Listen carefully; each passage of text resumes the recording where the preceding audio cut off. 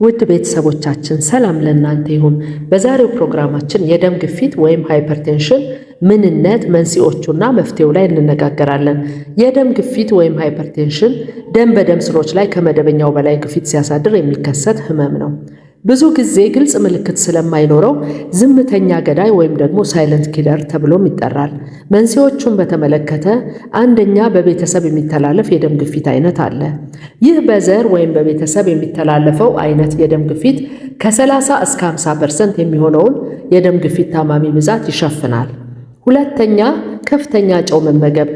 በከፍተኛ መጠን ጨውን መመገብ የሰውነታችን የፈሳሽ ምጣኔ ስለሚያዛባ ኩላሊት ይህንን ለማጣራት ከፍተኛ ትግል ስለሚገጥማት የደም ግፊት ሊከሰት ይችላል። ሶስተኛ ከመጠን በላይ የሆነ ክብደት።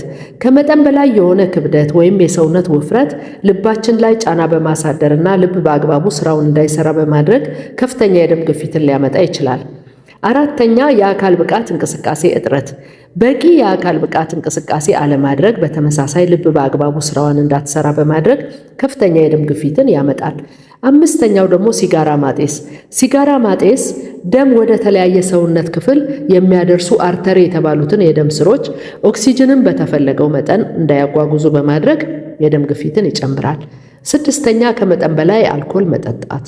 ከመጠን በላይ አልኮል መጠጥ የደም ስሮቻችን አላግባብ ኮንስትሪክት እንዲያደርጉ ወይም ያለ መጠን እንዲጨማደዱ በማድረግ የደም ግፊትን ይጨምራል። ሰባተኛው ረጅም ጊዜ የቆየ ጭንቀት። ጭንቀት ለሰውነታችን አስፈላጊ የሆኑ ሆርሞኖች በትክክል እንዳይመነጩ በማድረግ የደም ግፊትን የመጨመር አቅም አለው። ስምንተኛ የኩላሊት መታመም ወይም በአግባቡ አለመስራት። ደምን የሚያጣራልንና ቆሻሻ ነገሮችን ከደም ውስጥ የሚያስወግድልን የሰውነት ክፍል ኩላሊት ስለሆነ የኩላሊት መታመም ወይም በአግባቡ አለመስራት የደም ግፊትን ያስከትላል። ውድ ቤተሰቦቻችን ዋና ዋና የተባሉት የደም ግፊት በሽታ መንስኤዎች እነዚህ ሲሆኑ ምልክቶቹን በተመለከተ ብዙ ሰዎች ከፍተኛ የደም ግፊት ኖሯቸው ምልክት ላይ ያሳዩ ይችላሉ። አንዳንዶች ግን ቀጥሎ የምናያቸውን ምልክቶች ሊያጋጥሟቸው ይችላል። አንደኛ የራስ ምታት። ከፍተኛ የሆነ ራስ ምታት የመከሰት አቅም አለው የደም ግፊት ህመም ሲኖር።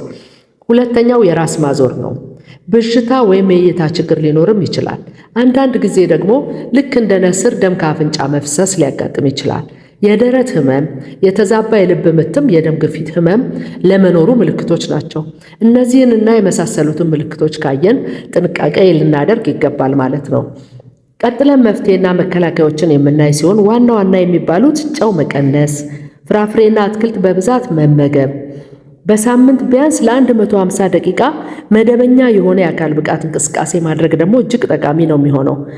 ጤናማ የሆነ ክብደትን ወይም ውፍረትን መጠበቅ ወይም ደግሞ ክብደትን ከመጠን በላይ እንዳይሆን መቆጣጠርም አስፈላጊ ነው። ሲጋራ ማጤስንና አልኮልንም መገደብ እጅግ ያስፈልጋል። የደም ግፊትን በየጊዜው መለካት ደግሞ በጣም አስፈላጊ ነው የሚሆነው። ከ80 በ120 ሚሊ ሜትር ሜርኩሪ በላይ የሆነ የደም ግፊት ካለ ወይም ደግሞ ከዚህ ጋር ተያይዞ ከባድ የደረት ህመም፣ የመተንፈስ ችግር፣ ድንገተኛ የሆነ የእይታ መቀነስ ወይም ደግሞ በአንድ ወገን ብቻ የሰውነት መድከም ወይም መዛል ካለ በአስቸኳይ ወደ ሕክምና ተቋም መሄድ ያስፈልጋል። የደም ግፊት በሽታ እጅግ ጎጂና ሌሎች የሰውነት ኦርጋኖቻችንን የመጉዳት አቅምም እና ወይም በአግባቡ እንዳይሰሩ የማድረግ አቅምም አለው። በሐኪም የሚታዘዙልንን መድኃኒቶች በትክክል መውሰድ እጅግ አስፈላጊ ነው የሚሆነው ማለት ነው።